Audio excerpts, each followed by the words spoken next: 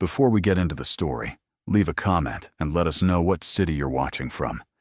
And don't forget to rate the story from 0 to 10 at the end. Enjoy the story.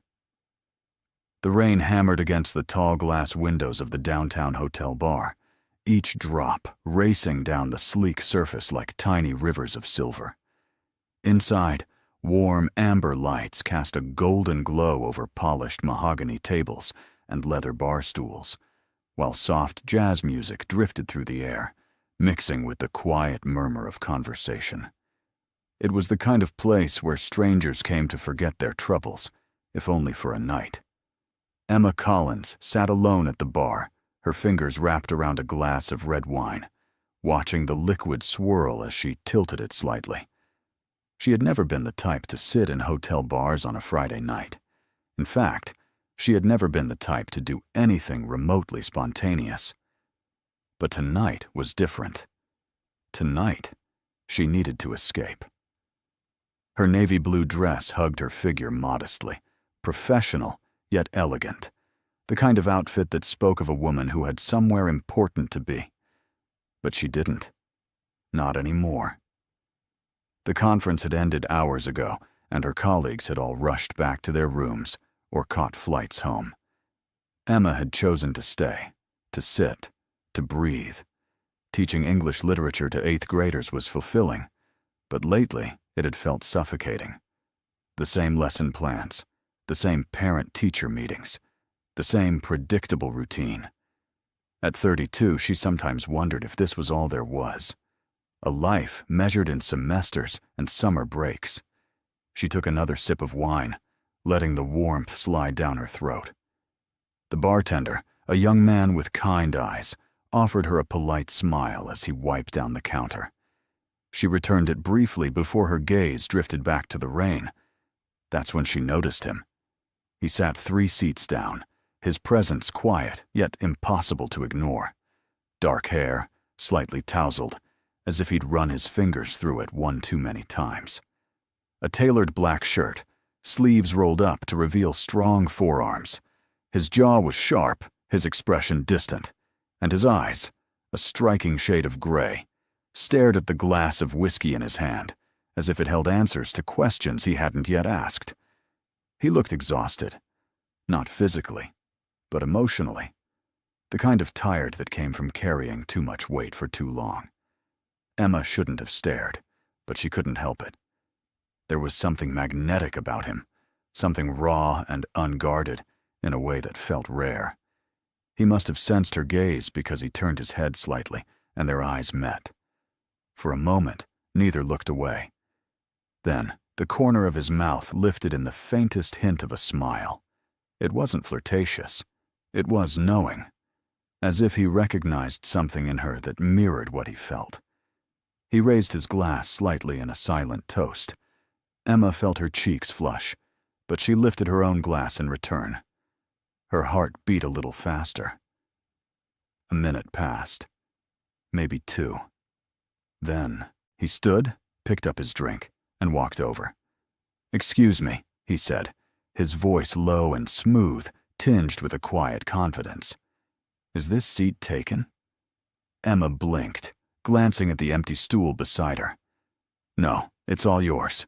He sat down, setting his glass on the bar with a soft clink. Up close, he was even more striking. The faint shadow of stubble along his jaw, the way his shirt fit perfectly across his shoulders, the subtle scent of sandalwood and rain that clung to him. "You look like someone who's thinking too much," he said, his gray eyes studying her with an intensity that made her breath catch. Emma let out a quiet laugh, surprised by his directness. "Is it that obvious?" He shrugged. "Takes one to know one." She tilted her head, curiosity sparking. "Rough day?" "Rough year," he corrected, then took a slow sip of his whiskey. "You?" "Rough life," she said before she could stop herself. Then she laughed again, shaking her head. "Sorry. That sounded more dramatic than I intended." He smiled, a real one this time, and it transformed his face entirely. "No, I get it. Sometimes it feels like that." They fell into conversation easily. the way strangers sometimes do when there's no history to navigate, no expectations to uphold.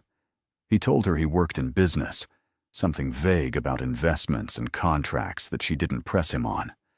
She told him she was a teacher, that she loved her students, but sometimes felt invisible in her own life. He listened, really listened, in a way that made her feel seen. An hour passed, then another. The bar grew quieter as guests trickled out, heading to their rooms or into the rainy night. But Emma and the stranger, whose name she still didn't know, stayed. At some point, his hand brushed hers on the bar, a fleeting touch that sent a jolt of electricity up her arm. She looked at him, and the air between them shifted. Charged. "I don't usually do this," she said softly, her voice barely audible over the music.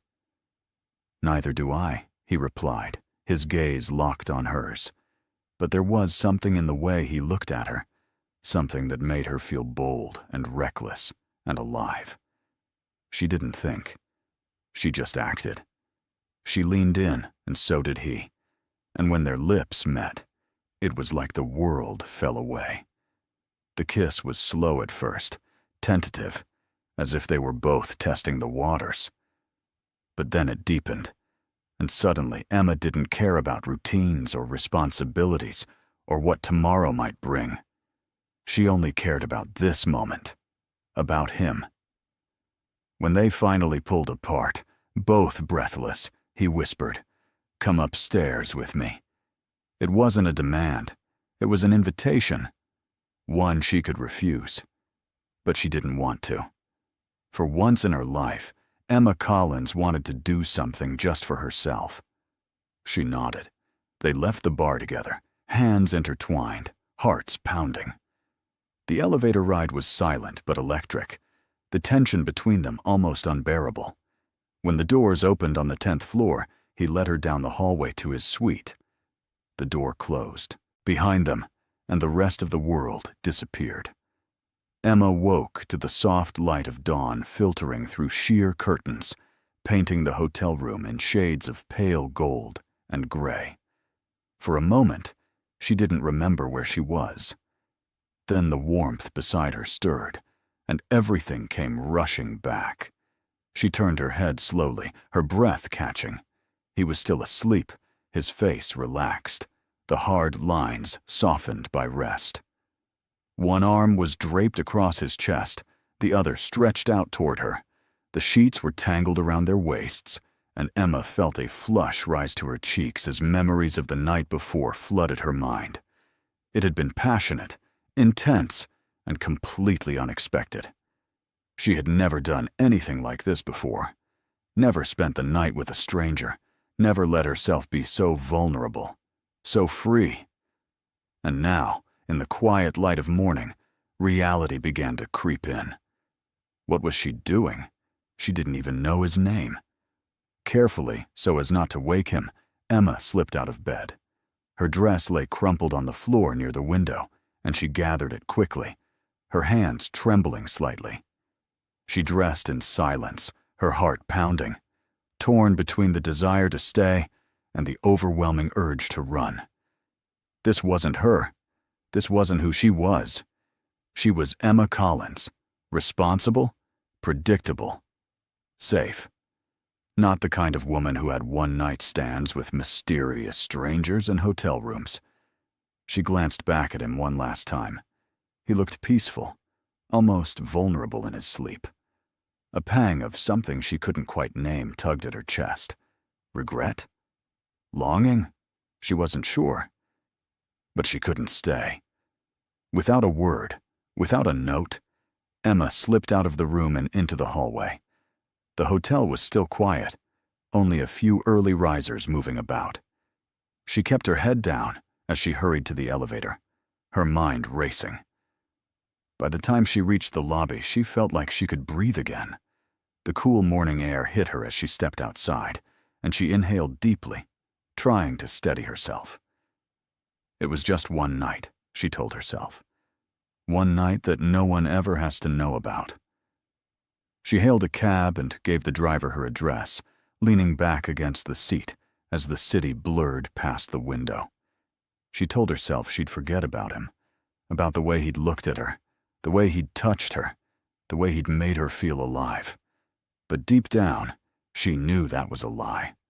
3 weeks later, Emma stood in front of her 8th grade classroom, chalk in hand, writing vocabulary words on the board. Her students were settling into their seats, chattering about weekend plans and the upcoming school dance. It was a typical Monday morning, and Emma had almost convinced herself that the night at the hotel had been a dream. Almost. "All right, everyone, settle down," she said, turning to face the class with a warm smile. "Today we're starting a new unit on classic literature. I know some of you are groaning already, but trust me, these stories have stood the test of time for a reason." A few students laughed, and Emma felt herself relax into the familiar rhythm of teaching. This was her world, safe, predictable, controllable. "Miss Collins?" a voice called from the back. Emma looked up. "Yes, Sarah?" "There's a new student joining us today. He's waiting outside." Emma blinked. A new student? In the middle of the semester? That was unusual. She nodded. "Of course. Send him in." The door opened, and a boy stepped inside. He looked about 13, tall for his age, with dark hair and striking gray eyes that seemed far too serious for someone so young. He wore the standard school uniform, a navy blazer and khaki pants, and carried a leather backpack over one shoulder. Emma's breath caught. Those eyes. She knew those eyes. "Everyone, this is our new student." The principal's voice came from the doorway. Emma hadn't even noticed Mrs. Henderson standing there. "This is Daniel Westwood. He's just moved here from New York, so let's all make him feel welcome." Daniel. The name echoed in Emma's mind as the boy gave a polite nod to the class and made his way to an empty seat near the window. Her heart was racing, but she forced herself to smile, to appear calm. "Welcome, Daniel," she said, her voice steady despite the chaos in her mind. "We're happy to have you." He met her gaze briefly, and for a split second, Emma thought she saw something flicker in his expression. But then it was gone, replaced by the neutral mask of a teenager trying to fit in. The rest of the class passed in a blur. Emma went through the motions, discussing themes and character development, but her mind was elsewhere. Those eyes, that face, it couldn't be a coincidence. When the bell finally rang, the students filed out, chattering and laughing. Daniel was one of the last to leave, slinging his backpack over his shoulder. As he passed her desk, he paused. "Thanks, Miss Collins," he said quietly. Emma looked up, her throat tight. "You're welcome, Daniel." He left, and Emma sat down heavily in her chair, her hands shaking. It couldn't be. Could it? That afternoon, Emma was gathering her things when there was a knock on her classroom door. She looked up, expecting a student or another teacher. Instead, her heart stopped. He stood in the doorway. The man from the hotel. The stranger who had consumed her thoughts for 3 weeks. Except now he wasn't a stranger. He wore a sharp charcoal suit, his dark hair perfectly styled, and those gray eyes, the same ones she'd seen in Daniel, locked onto hers with an intensity that made her knees weak. "Miss Collins," he said, his voice smooth and maddeningly familiar. "I'm Alexander Westwood, Daniel's father." Emma's world tilted. She opened her mouth, but no words came out. Alexander stepped into the room, closing the door behind him. His expression was unreadable, but there was a tension in his jaw, a flicker of something in his eyes. Recognition, surprise, and something else. "I believe we've met before," he said quietly. Emma's face burned. She wanted to deny it, to pretend she had no idea what he was talking about. But she couldn't. The truth was written all over her face. "That was you," she whispered, her voice barely audible. Alexander nodded slowly, his gaze never leaving hers. I didn't know. I swear, I didn't know you were a teacher, or that you'd be my son's teacher. Emma's mind raced. This couldn't be happening. This was a nightmare. I think, she said, her voice shaking, we need to talk. The silence in the classroom was suffocating. Emma stood frozen behind her desk, her fingers gripping the edge so tightly her knuckles turned white. Alexander Westwood stood a few feet away, his hands in the pockets of his perfectly tailored suit, his expression carefully controlled. But his eyes, those piercing gray eyes, betrayed him. They held shock, yes, but also something deeper. Something that made Emma's pulse race in a way she desperately wished it wouldn't. This can't be real, Emma finally managed, her voice barely above a whisper. Alexander exhaled slowly, running a hand through his dark hair. Believe me, I'm just as stunned as you are. Emma let out a shaky laugh, though there was no humor in it. Stunned? That's one way to put it. She turned away from him, pressing her palms against the cool surface of her desk, trying to steady herself. 3 weeks. It had been 3 weeks since that night, and she had convinced herself she'd never see him again, that he was just a beautiful mistake, a moment of recklessness she could tuck away and forget. But now he was here, in her classroom, as the father of one of her students. I didn't plan this, Alexander said quietly, his voice low and steady. I didn't know you worked here. I didn't even know your last name. Emma turned to face him, her eyes flashing. And that makes it better? She dropped her voice, glancing toward the door to make sure no one was nearby. We spent the night together. And now she gestured helplessly. You're a parent at my school. Do you have any idea how inappropriate this is? His jaw tightened. I'm aware. Emma shook her head, disbelief and frustration warring inside her. Why didn't you tell me you had a son? Why didn't you mention anything about your life? Alexander's gaze hardened slightly. You didn't ask. And if I recall correctly, you didn't exactly volunteer much about yourself either. It was supposed to be just one night. No names, no complications. Emma flinched. He was right, of course. That night, neither of them had wanted to be anything more than strangers seeking escape. But now, standing in the harsh light of her classroom, the consequences of that choice were staring them both in the face. So what do we do now? Emma asked, her voice quieter, more vulnerable. Alexander stepped closer, and Emma's breath hitched. Even now, even in the midst of this disaster, she couldn't deny the pull she felt toward him. The same pull that had drawn her to him in that hotel bar. We do nothing, he said firmly. What happened between us stays between us. No one needs to know. Emma's stomach twisted. You want to just pretend it never happened? Alexander's expression softened slightly, but his voice remained resolute. For Daniel's sake, yes. He's been through enough. He just lost his mother 6 months ago, and moving here, starting at a new school, it's been hard on him.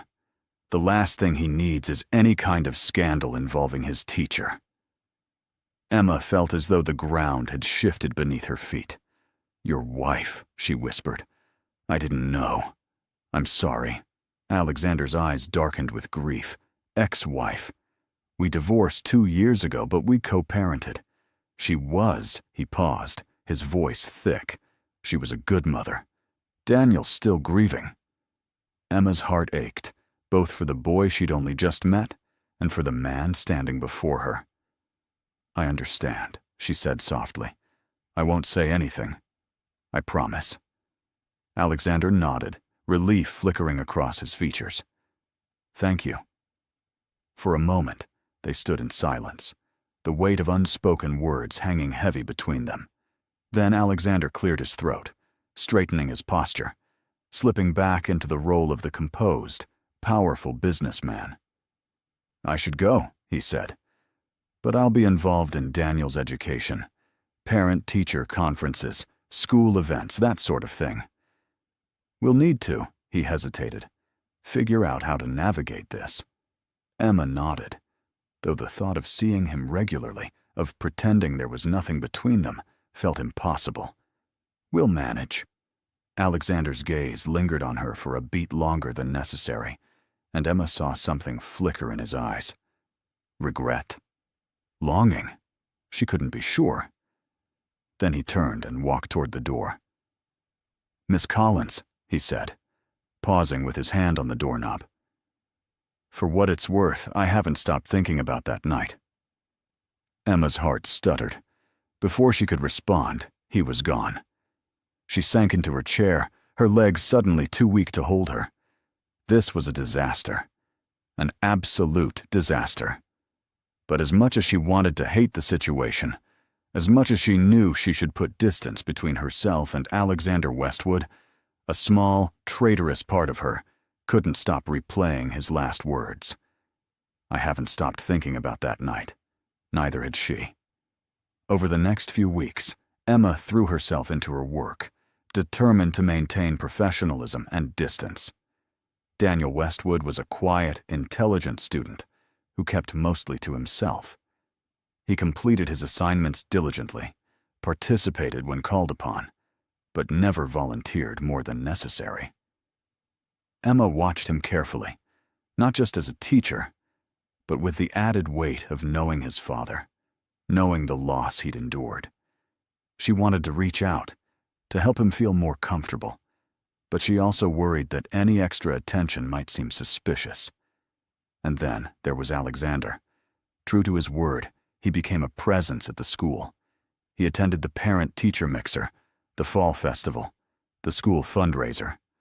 Every time Emma saw him, her heart raced, her palms grew damp, and she had to fight the urge to look away, or worse, to stare. He was always polite, always appropriate, but there were moments, brief, stolen glances, a lingering handshake, a smile that lasted just a second too long, that made it clear he was struggling just as much as she was. One evening, after a particularly long parent-teacher conference night, Emma was packing up her things when Alexander appeared in her doorway. She looked up, startled. "Mr. Westwood, I thought you'd left." He stepped inside, closing the door behind him. Emma's pulse quickened. "I wanted to talk to you," he said. "About Daniel." "Of course." Emma set down her bag, folding her hands in front of her to keep them from shaking. "How can I help?" Alexander leaned against the desk, his expression serious. "He's been withdrawn lately, more than usual. I know he's still grieving, but I can't help feeling like there's something else. Have you noticed anything?" Emma hesitated. Daniel was a good student, but Alexander was right. There was a sadness in the boy that went beyond typical teenage moodiness.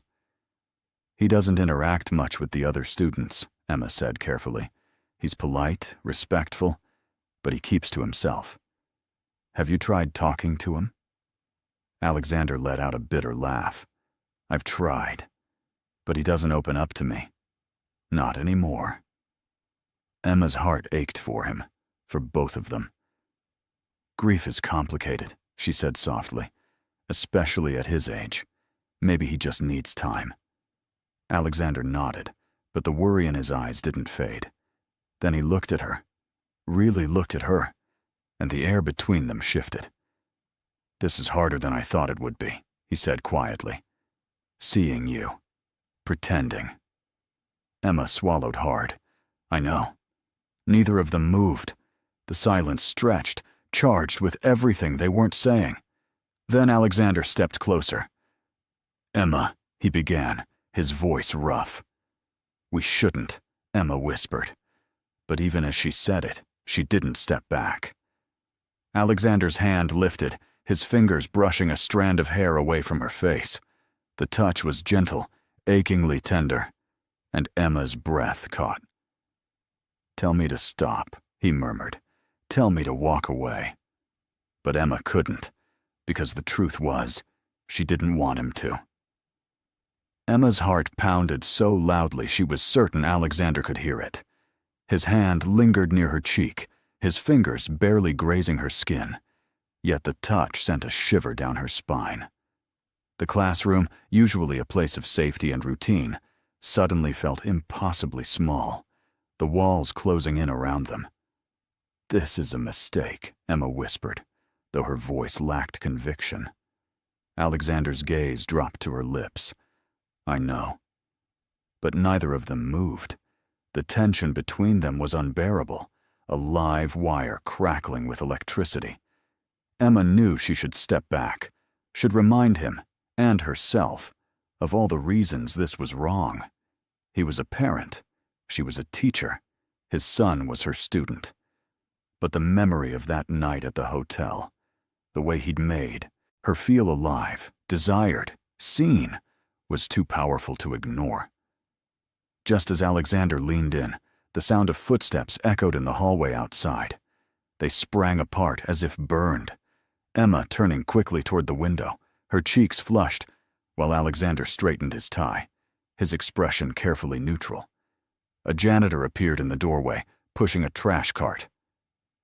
"Evening, Miss Collins. Mr. Westwood." "Evening," Emma said, her voice higher than usual. The janitor nodded and moved on. Emma exhaled shakily, pressing a hand to her chest. That was close. Alexander ran a hand through his hair, his frustration evident. "Emma, we can't keep doing this." "I know," she said, turning to face him. "We can't. We won't. This ends now." He studied her for a long moment, his gray eyes searching hers. Then he nodded. "You're right." He moved toward the door, but paused, glancing back. "For what it's worth, you're an incredible teacher. Daniel's lucky to have you." Before Emma could respond, he was gone. She stood alone in the empty classroom, her heart aching with a longing she had no right to feel. The next few weeks passed in a haze of forced normalcy. Emma focused on her students, on lesson plans and grading papers, anything to keep her mind off Alexander Westwood. But it was impossible to ignore him completely. He attended every school event, always polite, always respectful. But there was a distance between them now, a carefully maintained wall that neither dared to breach. Daniel, meanwhile, remained quiet and withdrawn. Emma tried to engage him, to draw him out, but he resisted her efforts. She couldn't shake the feeling that he was struggling with more than just grief. But every time she tried to reach out, he pulled further away. Then, one afternoon in late October, everything changed. Emma was in her classroom, reviewing essays, when Daniel appeared in the doorway. He looked hesitant, his backpack slung over one shoulder, his expression troubled. "Miss Collins?" Emma looked up, surprised. "Daniel. Is everything okay?" He shifted his weight, clearly uncomfortable. "Can I talk to you? About something personal?" Emma's heart clenched. "Of course. Come in. Sit down." He closed the door and took a seat at one of the desks near the front. For a moment he didn't speak, his gaze fixed on his hands. "I know my dad's been coming to all the school events," Daniel said finally, his voice quiet. Emma nodded, unsure where this was going. "He has. He's very involved in your education." Daniel looked up, and Emma was startled by the sharpness in his gray eyes, so much like his father's. He's not usually like that. He's always busy with work. But lately, he's been different. Emma's stomach twisted. Different how? Daniel hesitated. "I don't know. Distracted, maybe." Or, he paused, like he's trying too hard. "He asked me the other day if I liked you. As a teacher, I mean." Emma's pulse quickened. "What did you say?" "I said you're fine, you're nice." But then he got this weird look on his face, like Daniel trailed off, shaking his head. "Never mind. It's probably nothing." Emma forced a smile, though her mind was racing. "Your dad cares about you, Daniel. He wants to make sure you're settling in okay. Yeah, maybe. Daniel stood, slinging his backpack over his shoulder. Thanks for listening, Miss Collins. Of course. Anytime. After he left, Emma sat back in her chair, her thoughts spinning. Did Daniel suspect something? Had Alexander let something slip? She needed to talk to Alexander, to make sure they were on the same page. But reaching out to him felt dangerous, like opening a door she'd worked so hard to keep closed. That evening, Emma was at home, grading papers and trying to distract herself, when her phone buzzed. An unknown number. She hesitated, then answered. Hello? Emma. It was Alexander. Her heart skipped. How did you get my number? From the school directory. He paused. I need to see you. Emma's grip tightened on the phone. Alexander, we agreed. I know what we agreed. But Daniel said something today that he broke off, clearly frustrated. Please, just meet me. Somewhere private. Emma closed her eyes, knowing she should say no. But the urgency in his voice, the worry, made her relent. Fine. Where?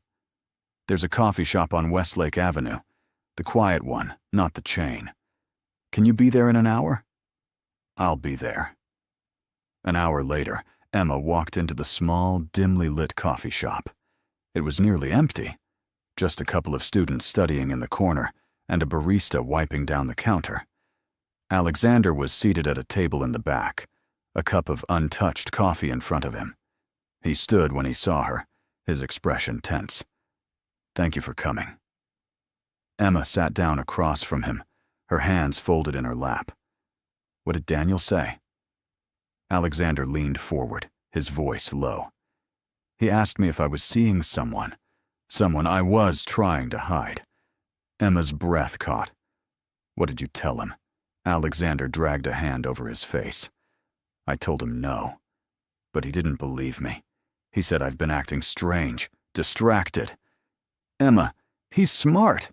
If we're not careful, he's going to figure it out. Emma's stomach churned. This was exactly what she'd been afraid of. We haven't done anything, she said, though even as she spoke, she knew it wasn't entirely true. The tension between them, the stolen glances, the almost kiss in her classroom, it was all there, simmering beneath the surface. Not yet, Alexander said quietly. But if we keep seeing each other, even in professional settings, it's only a matter of time before someone notices. Emma met his gaze, and the longing in his eyes mirrored her own. So what do we do? For a long moment, neither of them spoke. Then Alexander reached across the table, his hand covering hers. The touch was warm, solid, and entirely too comforting. We stopped pretending, he said. Emma's heart raced. What? Alexander's grip tightened. I haven't been able to stop thinking about you, Emma. Not since that night. And not since I found out who you are. I know, this is complicated. I know it's messy. But I can't keep lying to myself. Or to you. Emma's throat tightened. Alexander, this is impossible. You're Daniel's father. I'm his teacher. We can't ignore this, he interrupted. Whatever this is between us, it's not going away. And maybe, just maybe, we owe it to ourselves to figure out what it could be. Emma stared at him, torn between reason and the overwhelming pull of her heart. This could ruin everything, she whispered. I know, Alexander said, but I think not trying would ruin me. The weight of his words settled over her, and Emma realized she was standing at a crossroads. She could walk away, protect her career, her reputation, and live with the regret. Or she could take a leap of faith, consequences be damned. She took a shaky breath. Okay. Alexander's eyes widened. Okay? Emma nodded, her heart pounding. Okay.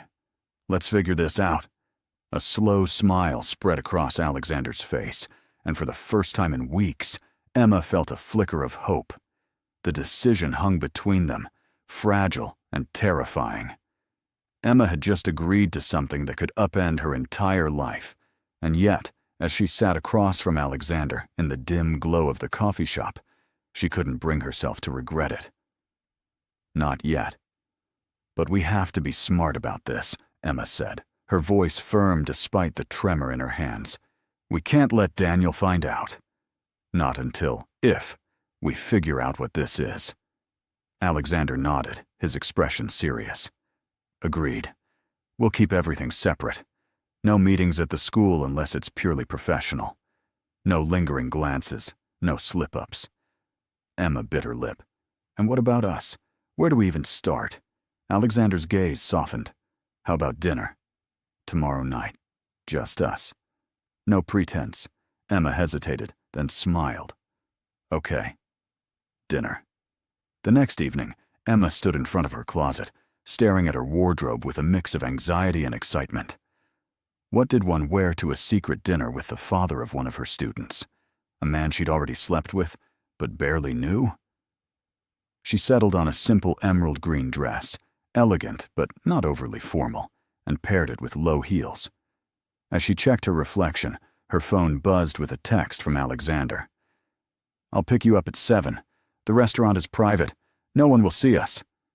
Emma exhaled slowly. This was really happening. At precisely 7, a sleek black car pulled up outside her apartment. Alexander stepped out, dressed in dark jeans and a fitted charcoal sweater that made him look less like a businessman and more like a man she could actually imagine herself with. "You look beautiful," he said as she approached. "Thank you." "You look," she paused, searching for the right word. "Human." He laughed, a genuine, unguarded sound. "I'll take that as a compliment." The restaurant was tucked away on a quiet street, the kind of place that catered to those who valued discretion. Soft lighting, intimate booths, and a menu that promised indulgence. They were seated in a corner, away from prying eyes. For a while they talked about safe topics, books, travel, favorite films. Emma learned that Alexander had grown up in Boston, that he'd built his wealth through real estate investments, and that he'd once dreamed of being an architect. "And you?" he asked, leaning forward. "What made you want to teach?" Emma smiled. "I've always loved stories. The way words can transport you, make you feel understood. Teaching felt like a way to share that with others, especially kids who might not have anyone else telling them their thoughts matter." Alexander's expression softened. "Daniel's lucky to have you." Emma's chest tightened. "He's a good kid, but he's struggling." Alexander's jaw tensed. "I know. I just don't know how to reach him. He used to talk to me, but after the divorce, after his mother, he shut me out." "Have you tried just being present?" Emma asked gently. "Not fixing, not solving, just being there?" Alexander looked at her, something vulnerable flickering in his eyes. "I'm not very good at that." Emma reached across the table, covering his hand with hers. "You could learn." He turned his hand over, threading his fingers through hers. "Maybe you could teach me." The air between them shifted, the conversation drifting from words to something deeper, unspoken. When dessert arrived, Emma couldn't even remember what she'd ordered. All she could focus on was the man sitting across from her, the way his eyes crinkled when he smiled, the way his voice dropped when he spoke about things that mattered. By the time they left the restaurant, the night had grown cool, the city lights glittering like stars. Alexander walked her to his car, but neither of them made a move to get in. "Emma," he said, his voice low, "I don't want this night to end." She looked up at him, her heart racing. "Neither do I." He stepped closer, his hand lifting to cup her cheek. This time, there were no interruptions, no janitors, no voices in the hallway. This time, when he kissed her, it was slow and deliberate, a promise rather than a question. Emma melted into him, her hands gripping the front of his sweater, pulling him closer. When they finally broke apart, both breathless, Alexander rested his forehead against hers. "Come home with me," he whispered. Emma's breath hitched. "What about Daniel?" "He's staying with my sister for the weekend. It's just us." Emma knew she should say no, knew she should take things slowly, carefully, but every rational thought dissolved under the weight of her desire. Okay. They drove in silence, the tension between them electric. Alexander's penthouse was stunning, all floor-to-ceiling windows and modern elegance. But Emma barely noticed. The moment the door closed behind them, they were in each other's arms, the kiss from earlier reigniting with a fierce intensity. Clothes were shed in a trail leading to the bedroom, hands exploring, breaths mingling. This time, it wasn't the reckless passion of strangers. It was something deeper, more intimate. They took their time, learning each other, savoring every touch, every sigh. And when it was over, Emma lay in Alexander's arms, her head resting on his chest, listening to the steady beat of his heart. "I could get used to this," she murmured. "So could I," he replied, pressing a kiss to her hair. But as the first light of dawn crept through the windows, reality began to intrude. Emma knew they couldn't hide forever. Eventually, the truth would come out. The question was whether they'd be strong enough to face it together. Over the next few weeks, they fell into a rhythm. Stolen dinners, late-night phone calls, weekends when Daniel was away. It was exhilarating and terrifying, a secret that felt both thrilling and suffocating. At school, Emma maintained her professionalism, treating Daniel with the same care and attention she gave all her students. But she couldn't help noticing the way he watched her sometimes, a curious, almost suspicious look in his eyes. One afternoon after class, Daniel lingered behind. "Miss Collins?" "Yes, Daniel?" He hesitated, then asked, "Do you have a boyfriend?" Emma's heart stopped. "Why do you ask?" He shrugged. "Just curious. You seem happier lately." Emma forced a smile. "I'm just enjoying my work." Daniel nodded, but the look in his eyes suggested he didn't entirely believe her. As he left, Emma sank into her chair, her hands shaking. They were running out of time. That evening, she called Alexander. "We need to talk," she said, "about Daniel." "I know," Alexander replied, his voice heavy. "I've been thinking the same thing." They agreed to meet the next day, but before they could, everything unraveled. It was a Friday afternoon, and Emma was in the school parking lot, loading books into her car, when she heard a familiar voice. Miss Collins. She turned to find Daniel standing a few feet away, his expression unreadable. "Daniel." "Hi, is everything okay?" He stared at her for a long moment, then said, "I saw you."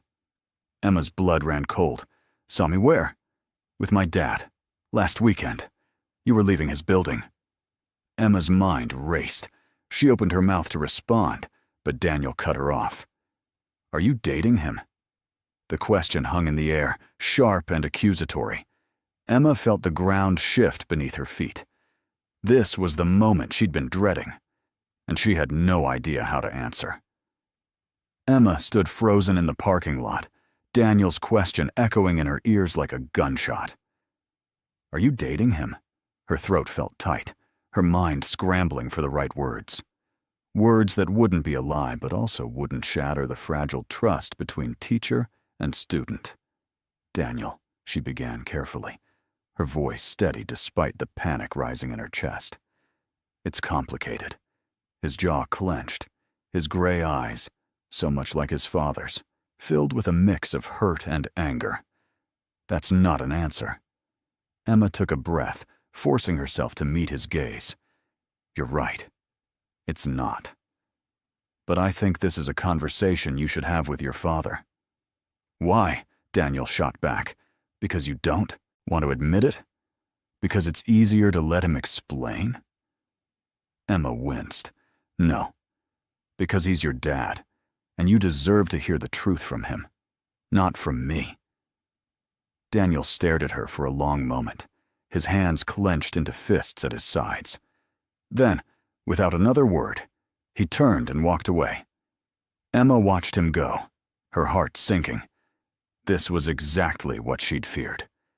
She pulled out her phone with trembling hands and dialed Alexander's number. He answered on the second ring. "Emma, what's wrong?" "Daniel knows," she said, her voice shaking. "He saw me leaving your building. He just confronted me in the parking lot." There was a beat of silence. Then Alexander swore under his breath. "What did you tell him?" "I told him to talk to you." Emma pressed a hand to her forehead, fighting back tears. "Alexander, I'm so sorry. I should have been more careful." "This isn't your fault," he said firmly. "I'll talk to him. Tonight." Emma nodded, though he couldn't see her. "Okay." Alexander paused, then added, "Emma, whatever happens, we'll figure this out. I promise." But as Emma hung up, she wasn't sure that was a promise he could keep. That evening, Alexander sat in the living room of his penthouse, waiting. Daniel had barely spoken to him since coming home, retreating to his room with a slam of the door. Alexander knew he couldn't put this off. He had to face his son, had to tell him the truth. He knocked on Daniel's door. "Go away," came the muffled reply. "Daniel, we need to talk." "I don't want to talk to you." Alexander exhaled slowly. "I know you're angry, and you have every right to be. But please, let me explain." There was a long silence. Then the door opened a crack. Daniel stood there, his arms crossed, his expression guarded. "Fine. Talk." Alexander stepped into the room, closing the door behind him. He sat on the edge of Daniel's bed, and after a moment, his son sat down in the desk chair, his gaze fixed on the floor. "I know you saw Miss Collins leaving the building," Alexander began, "and I know you have questions." Daniel's jaw tightened. "Are you dating her?" "Yes," Alexander said simply. There was no point in lying. Not anymore. Daniel's head snapped up, his eyes blazing. "She's my teacher." Alexander nodded. "I know. And I know how this looks. But it's not what you think." "Then what is it?" Daniel demanded. "Because from where I'm standing, it looks like you're dating my teacher, which is," he struggled for words. "It's weird. It's wrong." Alexander ran a hand through his hair, choosing his words carefully. "It didn't start out that way. I met Emma before I knew she was your teacher, before I even knew you'd be in her class." Daniel's eyes narrowed. "When?" Alexander hesitated. "The night of the hotel conference, a few weeks before you started at the new school." Daniel stared at him, processing. "So you had a thing with her, and then she just happened to be my teacher?" Alexander nodded. "I didn't plan it. Neither of us did. And for a while we tried to ignore it. But," he paused, "we couldn't." Daniel shook his head, disbelief and frustration written all over his face. "This is so messed up." "I know," Alexander said quietly. "And I'm sorry." "Sorry for what?" Daniel shot back. "For dating her? Or for not telling me?" "Both," Alexander admitted. "I should have been honest with you from the start. But I didn't want to upset you. You've been through so much already, and I wanted to protect you." Daniel's expression softened slightly, but the hurt was still there. "I'm not a kid, Dad. I can handle the truth." Alexander reached out, placing a hand on his son's shoulder. "You're right. And from now on, I'll be honest with you. I promise." Daniel looked at him, his eyes searching. "Do you love her?" The question caught Alexander off guard. He opened his mouth, then closed it, considering. I care about her. A lot. More than I expected to." Daniel was quiet for a moment. Then he said, "She's a good teacher. She actually listens, you know. Not like the teachers at my old school." Alexander's chest tightened. "I know. She's special." Daniel looked away, his voice quieter now. I don't want to lose another person, Dad. I can't. Alexander's heart broke. You won't. I promise, Daniel. You won't lose me. And you won't lose Emma either. If what we have works out, it'll only mean you'll have one more person who cares about you. Daniel didn't respond, but he didn't pull away either. After a long moment, he nodded. Okay. Okay? Alexander repeated, surprised. Daniel shrugged. I mean, it's still weird. But, he hesitated. If she makes you happy, and if she's good to you, then I guess I can try to be okay with it. Relief flooded through Alexander. Thank you, Daniel. That means more than you know. Later that night, Alexander called Emma. How did it go? She asked immediately. Better than I expected, Alexander admitted. He's upset, but he's willing to give us a chance. Emma let out a breath she didn't realize she'd been holding. Really? Really. But Emma, we have to be careful. If anyone at the school finds out, it could cause problems. For you, especially. I know, Emma said, but I don't want to hide anymore. Not from Daniel, and not from anyone else. Alexander was quiet for a moment. Then what do you suggest? Emma bit her lip, thinking. We finish out the school year. I'll maintain professionalism with Daniel, and we'll keep things low-key. But after the school year ends, after he's no longer my student, we can be open about this. Alexander considered. That's 6 months. I know. But it's the right thing to do. For Daniel. For my job. For us. Alexander sighed. Okay. 6 months. Emma smiled, even though he couldn't see her. 6 months. And then, no more hiding. The next few months were a delicate balancing act. Emma continued to teach, treating Daniel with the same care and respect she always had.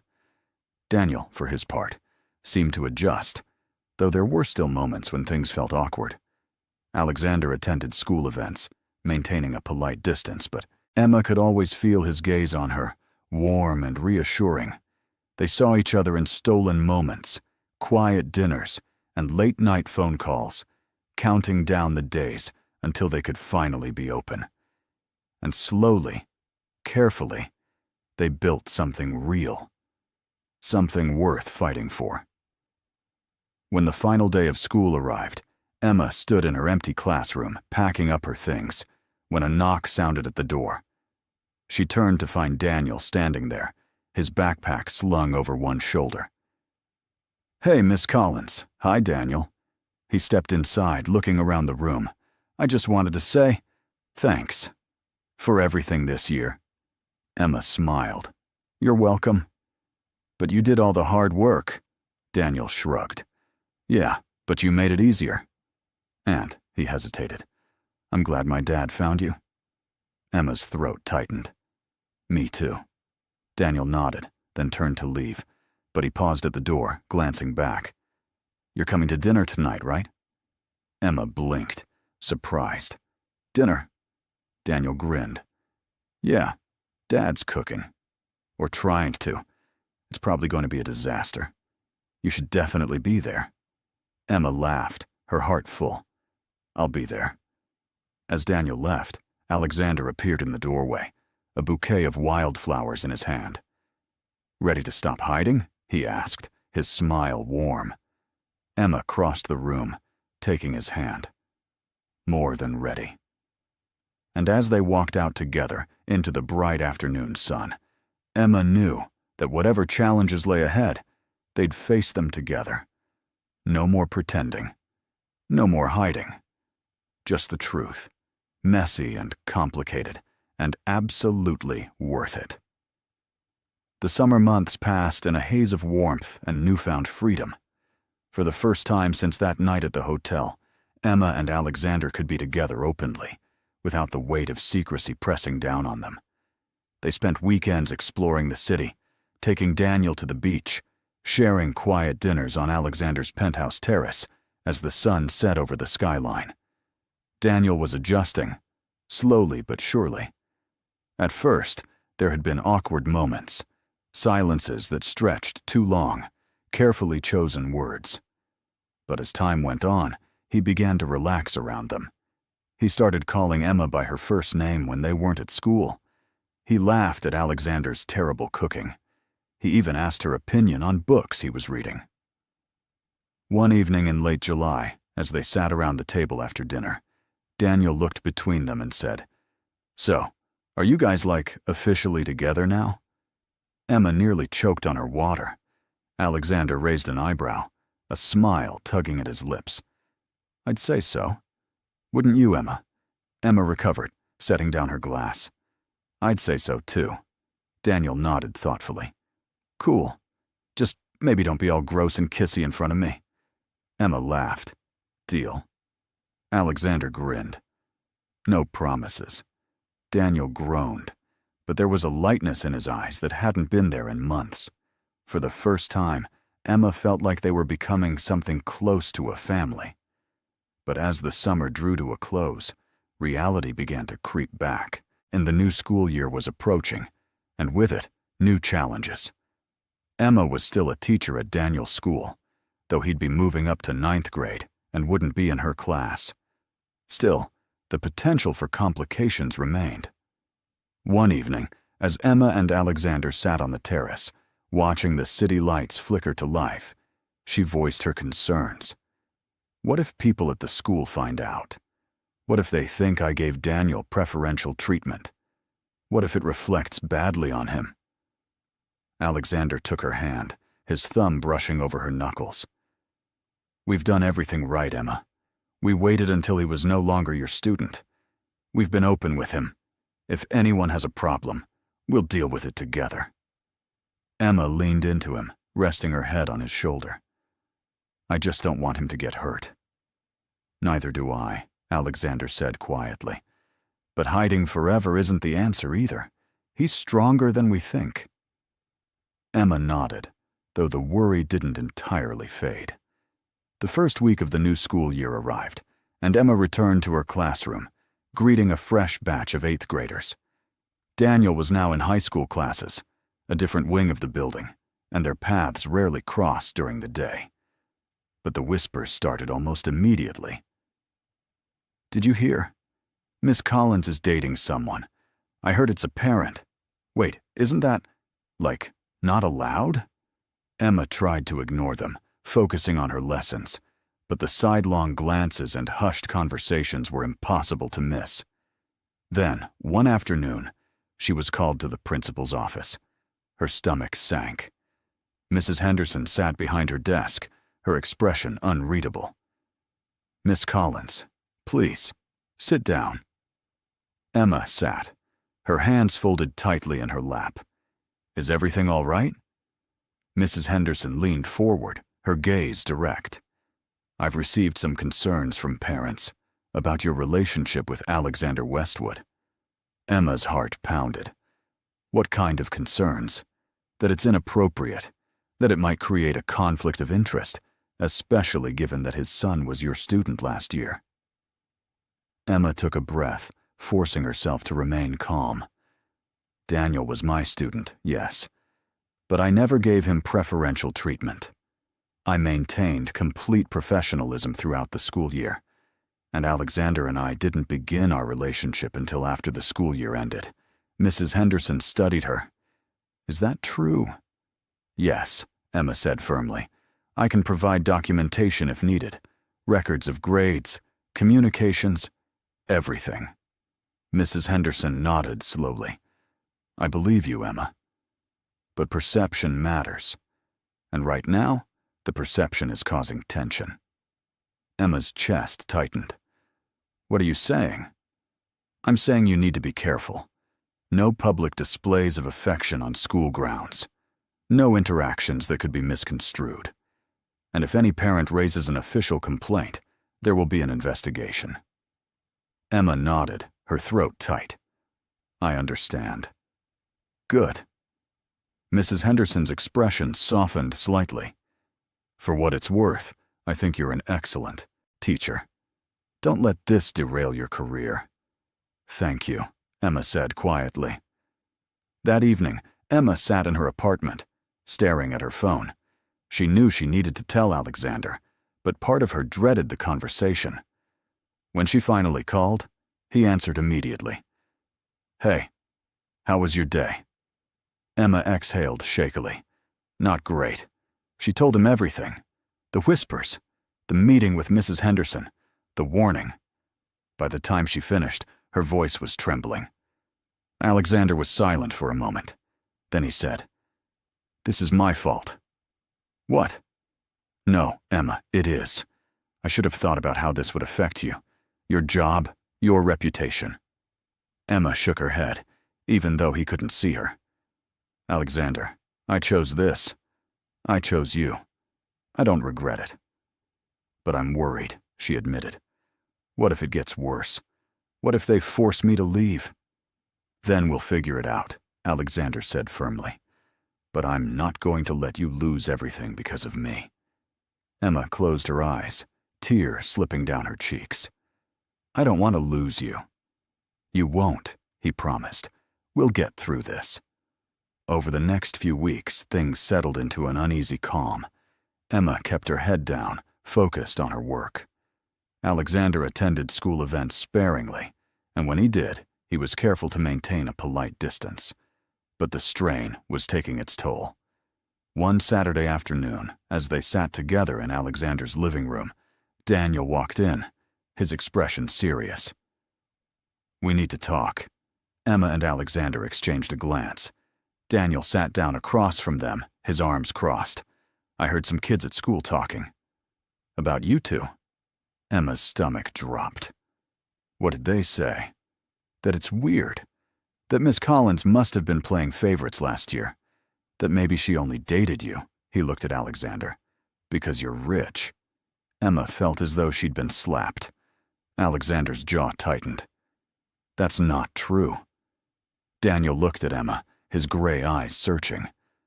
"I know, but I wanted to hear it from you." Emma leaned forward, her voice steady despite the ache in her chest. "Daniel, I care about your father because of who he is, not because of his money or his status. And I never, ever gave you preferential treatment in class. You earned every grade you got." Daniel nodded slowly. "I believe you." But he hesitated. "This is hard, for all of us." "I know," Alexander said. "And if you want us to stop, if this is too much, we can—" Daniel cut him off. "No, I don't want you to stop. I want people to see what I see, that you guys actually care about each other." Emma's eyes filled with tears. "We do. More than anything." Daniel looked between them, then sighed. "Okay. Then we figure this out. Together." Alexander reached out, pulling his son into a hug. Together. As the fall turned into winter, things slowly began to improve. The whispers faded. Parents saw that Emma treated all her students fairly, and Daniel, once quiet and withdrawn, became one of their fiercest defenders. One evening, as the first snow began to fall, Alexander took Emma's hand. "I have something to ask you." Emma looked up at him, her heart skipping. "What?" He knelt down, pulling a small velvet box from his pocket. Emma's breath caught. Alexander opened the box, revealing a simple, elegant ring. "Emma Collins, you walked into my life when I least expected it. You've challenged me, changed me, made me believe in second chances. I don't know what the future holds, but I know I want to face it with you. Will you marry me?" Tears streamed down Emma's face. "Yes. Yes, of course." He slid the ring onto her finger, then stood, pulling her into his arms. From the doorway, Daniel cleared his throat. They turned to find him smiling. "About time," he said. Emma laughed through her tears. Alexander grinned. As they stood together, snow falling softly outside, Emma realized that this messy, complicated, beautiful life was everything she'd ever wanted. The engagement changed everything and nothing all at once. Emma still taught her 8th graders, still graded papers late into the night, still navigated the delicate politics of the school. But now, There was a ring on her finger, a tangible promise that she and Alexander were building something permanent. The news spread quickly. By Monday morning, it seemed like everyone at the school knew. Some teachers offered warm congratulations. Others exchanged skeptical glances. Emma held her head high, refusing to let the judgment dim her happiness. Mrs. Henderson called her in again, this time with a softer expression. "Congratulations, Emma. I heard the news." "Thank you," Emma said, her hand instinctively moving to the ring. Mrs. Henderson leaned back in her chair. "I'll be honest, this situation is unusual, but you've handled it with grace, and your work has remained exemplary. Just continue to be mindful." "I will," Emma promised. That evening, Emma met Alexander and Daniel for dinner at their favorite restaurant, a cozy Italian place with checkered tablecloths and the best carbonara in the city. Daniel was already seated when she arrived, scrolling through his phone. Emma slid into the booth beside him. "Hey." He glanced up, a small smile on his face. "Hey." "Nice rock." Emma laughed, holding up her hand. "Your dad has good taste." Alexander arrived moments later, leaning down to press a kiss to Emma's temple before sitting across from them. "Sorry I'm late. Meeting ran long." Daniel rolled his eyes. "When doesn't it?" Alexander grinned. "Fair point." As they ate, the conversation flowed easily. Daniel talked about a history project he was working on. Emma shared a funny story about a student's creative interpretation of Shakespeare, and Alexander recounted a disastrous attempt at negotiating a deal that afternoon. For the first time in months, Emma felt like they'd found their rhythm, like they were a real family.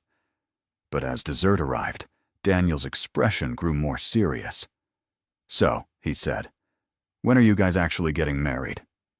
Emma and Alexander exchanged a glance. "We haven't set a date yet," Alexander said. "Why?" Daniel shrugged. "Just curious. I mean, people are going to talk no matter what. Might as well give them something real to talk about." Emma smiled. "You make a good point." "Besides," Alexander added, "I don't want to wait too long. I've already wasted enough time." Emma reached across the table, taking his hand. "Then let's not waste any more." Over the next few weeks, they began planning. Nothing extravagant. Nothing that would draw unnecessary attention. Just a small ceremony, close friends and family, something intimate and meaningful. Daniel, to Emma's surprise, became deeply involved. He had opinions on everything, from the venue to the music to the food. One afternoon, as Emma and Daniel sat in the living room, looking through potential venues on her laptop, he said, "You know, I'm glad you're marrying my dad." Emma looked up, surprised. "Yeah?" Daniel nodded. "He's been different since he met you." "Happier." "Less." He searched for the word. "Robotic." Emma laughed. "Robotic?" "Yeah. Like before, he was always working, always stressed. But now, he actually smiles. He makes bad jokes. He even tried to dance the other day." Emma's eyes widened. "He danced?" Daniel grinned. "It was terrible. But it was nice." "You're good for him." Emma's throat tightened. "You're good for me too, Daniel." He looked at her, something vulnerable in his eyes. "Really? Really? You've taught me that family doesn't have to be perfect. It just has to be real." Daniel smiled, and for a moment, Emma saw a glimpse of the boy he used to be, before loss and grief had hardened him. "Thanks, Emma. The wedding was set for late spring, in a garden overlooking the river. It was small, just 30 guests, but it was perfect." Emma wore a simple ivory dress, her hair loose, and flowers woven through it. Alexander stood at the altar in a crisp navy suit, his eyes never leaving her as she walked down the aisle. Daniel stood beside him as the best man, his expression proud and emotional. When the officiant asked if anyone objected, a ripple of nervous laughter went through the crowd, but no one spoke. And when Alexander said, "I do," his voice was steady and sure. Emma's vows were simple. "I promise to stand by you, even when it's hard, to challenge you, to support you, to love you exactly as you are." Alexander's voice broke slightly as he said his, "I promise to be the man you deserve, to never take you for granted, to fight for us, always." When they kissed, the small crowd erupted in applause, and as they turned to face their guests, hand in hand, Emma felt a sense of completeness she'd never known. The reception was held in the garden, long tables draped in white linen, string lights twinkling overhead. There was laughter, toasts, dancing. Daniel gave a speech that made Emma cry, talking about how Emma had brought light back into their home, how she'd shown him that it was okay to let people in, even after loss. Later, as the sun set and the party wound down, Emma and Alexander stood at the edge of the garden, watching the river shimmer in the fading light. "We did it," Emma said softly. "We did," Alexander agreed, pulling her close. Emma rested her head on his chest, listening to the steady beat of his heart. "You know, I never imagined this. That night at the hotel, I thought it was just a moment. A mistake." Alexander's hand moved to her hair, his fingers threading through the soft strands. "Best mistake I ever made." Emma smiled. "Same." They stood in silence for a while, just holding each other. Then Alexander said, "I have something for you." Emma pulled back, curious. "You already gave me a wedding?" He reached into his pocket and pulled out a folded piece of paper. Emma took it, unfolding it carefully. It was a deed. To a house. Her breath caught. "Alexander." "What?" "It's ours," he said. "A place for us, for our family. I know the penthouse has been home, but I wanted something that felt like a new beginning. Something we chose together." Emma's eyes filled with tears. "I don't know what to say." "Say you'll help me turn it into a home." Emma threw her arms around him, laughing and crying at the same time. "Yes, always."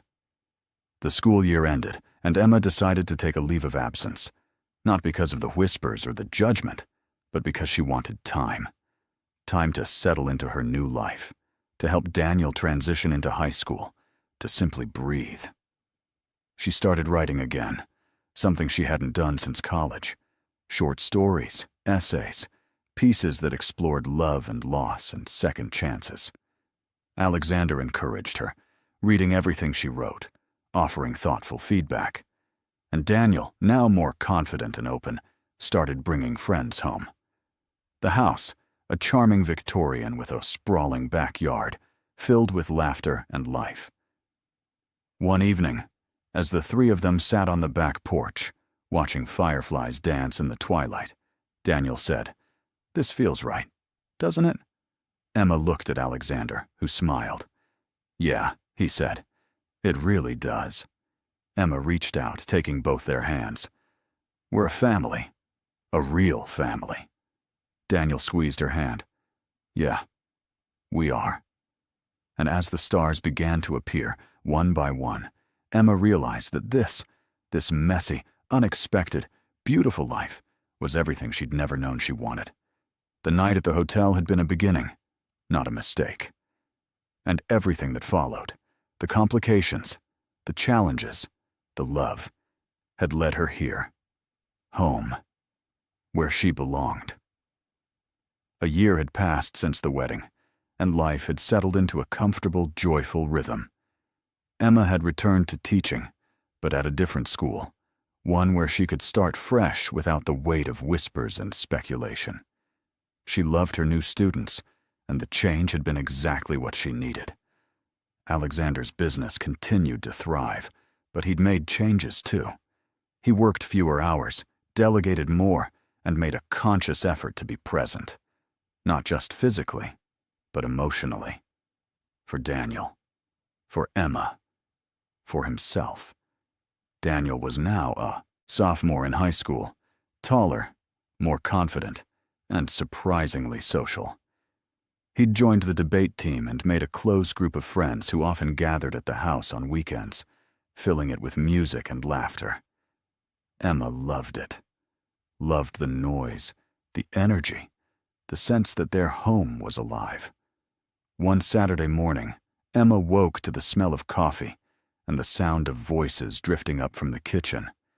She padded downstairs in her pajamas, her hair still messy from sleep, to find Alexander and Daniel standing at the stove, both wearing matching aprons. She stopped in the doorway, her heart swelling. "What's going on here?" Alexander turned, grinning. "We're making breakfast," Daniel added. "Don't get too excited. Dad's in charge of the eggs, so there's a 50-50 chance they'll be inedible." Alexander shot him a look. "I've improved." Daniel raised an eyebrow. "Have you, though?" Emma laughed, crossing the room to pour herself a cup of coffee. "I'm sure it'll be great." They ate together at the kitchen table, sunlight streaming through the windows, and Emma felt a deep sense of contentment. This was the life she'd built, the life she'd chosen. After breakfast, Daniel disappeared to his room to study, and Emma and Alexander settled on the couch, her feet tucked under his legs, a book in her lap. "You're quiet," Alexander observed, running his hand absently along her ankle. Emma looked up, smiling. "Just thinking." About how different things are now, how good they are. Alexander's expression softened. "They are good, aren't they?" Emma nodded. "But sometimes I worry that it's too good, that something's going to go wrong." Alexander shifted, pulling her closer. "Nothing's perfect, Emma. We've had our share of challenges, and we'll have more. But we'll face them together." Emma rested her head on his shoulder. "I know. I just don't want to lose this." "You won't," he said firmly. "I won't let you." Later that afternoon, Emma was in the backyard, tending to the garden she'd started in the spring, when Daniel came outside. He sat down on the steps, watching her for a moment before speaking. "Can I ask you something?" Emma looked up, brushing dirt off her hands. "Of course. Do you ever regret it? Meeting my dad the way you did? I mean, it's kind of a weird story." Emma sat back on her heels, considering. "Honestly, no, I don't regret it. It wasn't conventional, and it definitely wasn't easy, but," she paused, "it brought me here, to this life, to you." Daniel smiled. "Good, because I don't regret it either." Emma's chest tightened. "That means a lot, Daniel." He stood, stretching. "I'm heading to Jake's house. I'll be back for dinner." "Have fun," Emma called. As he walked away, she couldn't help but marvel at how much he'd grown, not just physically, but emotionally.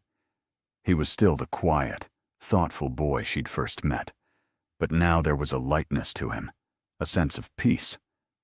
That evening, as the three of them sat down for dinner, Alexander cleared his throat. "I have some news." Emma and Daniel both looked up. "I've been offered a position," Alexander continued, "a partnership with a firm in New York." Emma's stomach dropped. "New York?" Alexander nodded. "It's a huge opportunity. More money, more influence, more everything." But, he paused, looking between them. It would mean relocating. Daniel's fork clattered onto his plate. "Wait, you mean move? To New York?" Alexander nodded again. "I haven't made a decision yet. I wanted to talk to both of you first." Emma's mind raced. New York. It was a world away from the life they'd built here. A different city, a different pace, a different everything. "What do you want?" she asked quietly. Alexander met her gaze. "Honestly, I don't know. A year ago I would have jumped at this. But now," he looked around the table, "I have more to consider." Daniel leaned back in his chair, his expression conflicted. "I mean, I'd miss my friends, and my school. But," he hesitated, "if it's what you want, Dad, I can deal with it." Alexander reached across the table, placing a hand on his son's shoulder. "What I want is for us to be happy. All of us." Emma took a breath. "Then let's talk about it. Really talk about it." They spent the next hour discussing the pros and cons, the opportunities in New York versus the stability they had here, the excitement of a new adventure versus the comfort of home.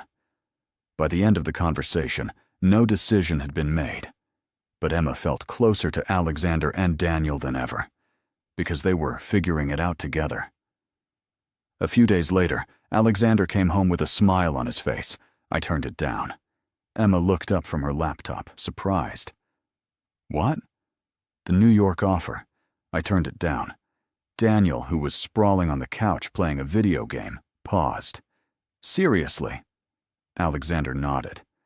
"This is our home. You guys are my priority. And honestly, I don't need more money or influence.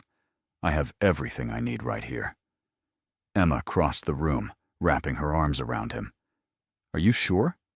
"Positive," he said, kissing the top of her head. Daniel set down his controller, standing and joining the hug. "Thanks, Dad." For a moment, the three of them stood there, holding each other, and Emma felt tears prick her eyes. This was what mattered. Not the accolades or the opportunities or the money. Just this. Love. Family. Home. As the months turned into another year, life continued to unfold in unexpected and beautiful ways. Emma published a collection of essays, small but well-received, about love, loss, and second chances. Alexander started mentoring young entrepreneurs, finding fulfillment in giving back. And Daniel thrived, growing into a thoughtful, compassionate young man. One evening, as Emma and Alexander sat on the porch, watching the sunset, he said, "Do you ever think about that night? At the hotel?" Emma smiled. "Sometimes." "Why?" Alexander shrugged. I never imagined that one impulsive decision would lead to all this." Emma took his hand, lacing her fingers through his. "Neither did I, but I'm glad it did." "So am I," he said, his voice soft. They sat in silence, the sky painted in shades of pink and gold, and Emma realized that this was her happily ever after. Not perfect, not without challenges, but real, messy, beautiful. Hers. 2 more years passed, and with them came new milestones, new challenges, and new joys. Daniel graduated high school with honors and was accepted to several prestigious universities. The decision of where to go had been agonizing for him, but in the end, he chose a school only 2 hours away. Close enough to visit, far enough to grow. The day they dropped him off at college, Emma stood in his dorm room, helping him unpack boxes, while Alexander assembled a desk that, according to the instructions, should have taken 20 minutes, but was now on hour 2. "You know," Daniel said, pulling books from a box, "I never thought I'd be okay with leaving." Emma looked up. "And now? Now I think I'm ready." "But," he paused, "I'm going to miss you guys." Emma felt tears prick her eyes. "We're going to miss you too. But we're so proud of you." Daniel smiled, then glanced at Alexander, who was muttering under his breath about incomprehensible Swedish furniture instructions. "I'm proud of him too. For everything." Emma crossed the room, pulling Daniel into a hug. "You're going to do amazing things, I know it." When they finally left, Emma cried the entire drive home. Alexander held her hand, his own eyes suspiciously bright. "It's the end of an era," Emma said, wiping her cheeks. "No," Alexander corrected gently. "It's the beginning of a new one." And he was right. With Daniel away at school, Emma and Alexander had the house to themselves for the first time since they'd married. It was strange at first, the quiet, the lack of teenage energy filling the rooms. But slowly, they adjusted. They took up ballroom dancing, something Emma had always wanted to try, and Alexander had resisted until she bribed him with the promise of his favorite dessert every week. They traveled, taking weekend trips to places they'd never been, exploring new cities and cultures. And they reconnected, in ways both big and small.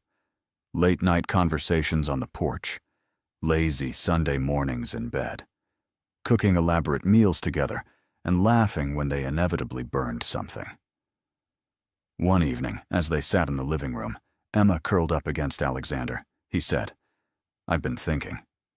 "About?" Emma asked, looking up at him. "About us. About our future." Emma's heart skipped. "Okay." Alexander took her hand. "We've built this incredible life together. We've weathered storms, celebrated victories, raised a son. And I don't want it to stop here." Emma smiled. "I don't think it's stopping." "No," he agreed. "But I want more. I want to keep growing with you. Keep discovering new things. Keep falling in love with you over and over again." Emma's throat tightened. "You're very romantic tonight." He grinned. "I have my moments." Then his expression grew more serious. "I was thinking, maybe we could start a foundation. Together." Emma blinked. "A foundation?" Alexander nodded. "Something focused on education. Scholarships for kids who need them. Programs that support teachers. You have the passion and the knowledge, and I have the resources. We could make a real difference." Emma stared at him, her mind racing. "Alexander, that's incredible." He smiled. "So you're in?" She threw her arms around him. "I'm in." Over the next year, they built the foundation from the ground up. It was challenging, exhausting, and incredibly fulfilling. They worked side by side, Emma's vision and Alexander's business acumen creating something truly impactful. They awarded scholarships to deserving students. They funded programs that provided resources to under-resourced schools. They partnered with organizations that supported teachers, offering grants and professional development opportunities. And with each success, Emma felt a deep sense of purpose. This was what she was meant to do. Not just teach, but create lasting change. One afternoon, as Emma sat in their home office, reviewing applications for the next round of scholarships, her phone rang. It was Daniel. "Hey, sweetheart," she answered, smiling. "How are classes?" "Good," he said. But there was something in his tone that made Emma sit up straighter. "What's wrong?" "Nothing's wrong. I wanted to tell you something." "Okay," Emma said, her heart beating a little faster. "I met someone." Emma's breath caught. "Oh?" "Her name's Lily. She's in my philosophy class. She's smart and funny," and he paused. "I really like her." Emma felt tears spring to her eyes, though she wasn't entirely sure why. "That's wonderful, Daniel. I'm so happy for you." "Thanks," he said, and she could hear the smile in his voice. "I wanted you to be the first to know." "Well, you and Dad."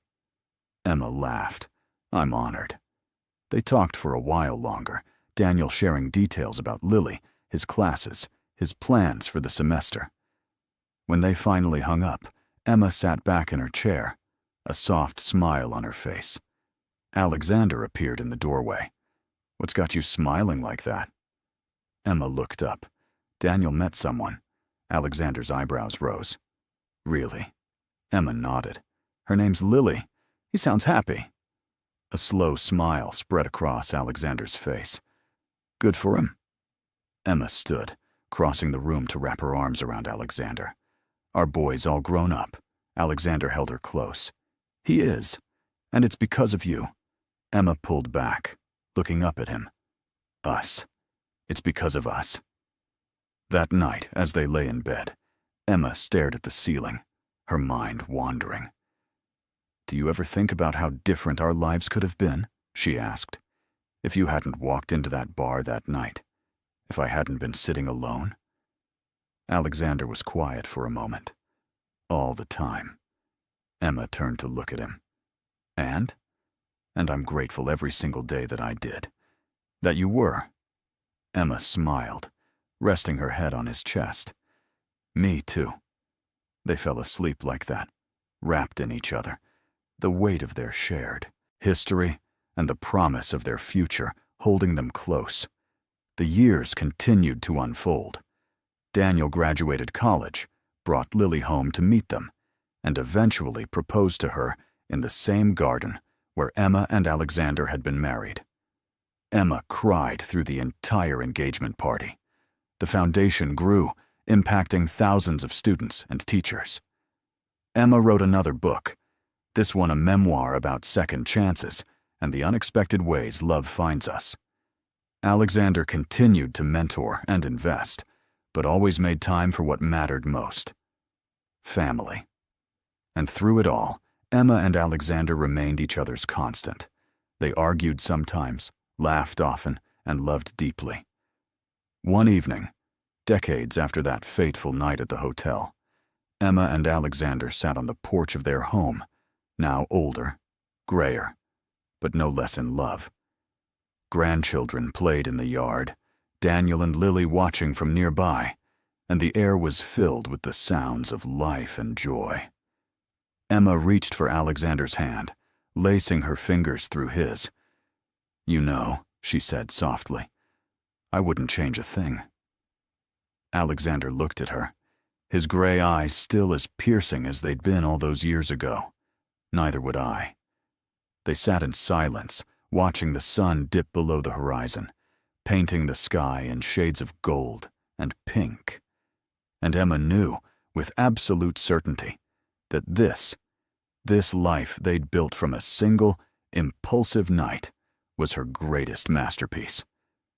The years had been kind to them, but they had also left their mark. Alexander's hair was now silver, his face lined with the wisdom of time and experience.